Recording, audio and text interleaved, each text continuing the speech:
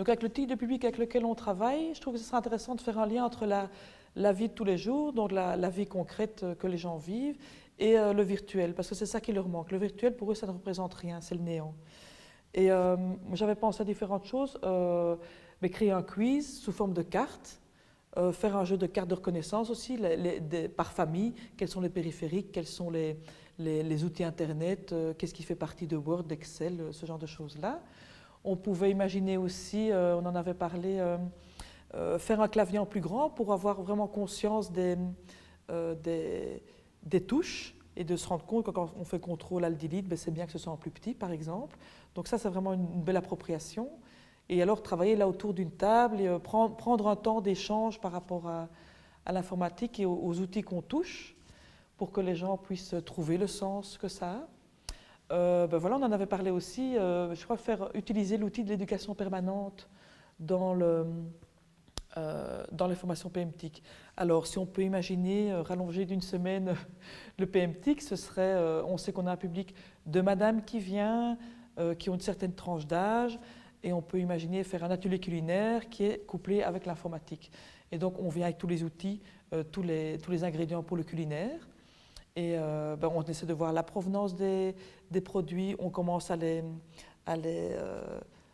cuire, à faire la cuisine. Quand on commence à faire la cuisine, mais il y en a une qui prend note. Tiens, qu'est-ce qu'on a pris comme élément, comme ingrédient, comment on les a cuisinés, quelle est la recette. On trouve d'autres recettes sur Internet. On essaie une recette ou l'autre qui peut être un petit peu différente. Et en final, ça se termine par un repas. Et même le repas, on peut faire des photos, mettre ça sur Internet, l'envoyer par mail. Donc, on peut vraiment utiliser des outils concrets et se rendre compte de l'impact que ça a au niveau de la vie de tous les jours.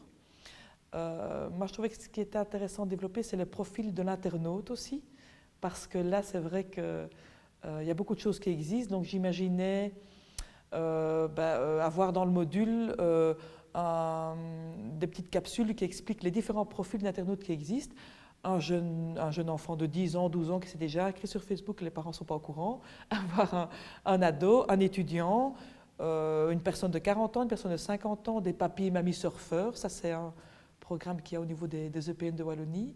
Et alors à partir de là, chacun pourrait s'identifier, et à partir du moment où les gens s'identifient, ben, ils rentrent déjà un petit peu dans le programme. Et donc là, ils ont moins peur. J'avais pensé faire ça via une page où c'est entre anges et démons, parce qu'ils ont peur d'Internet et des profils sociaux aussi. Il y a d'autres choses auxquelles j'avais pensé, c'était, faire...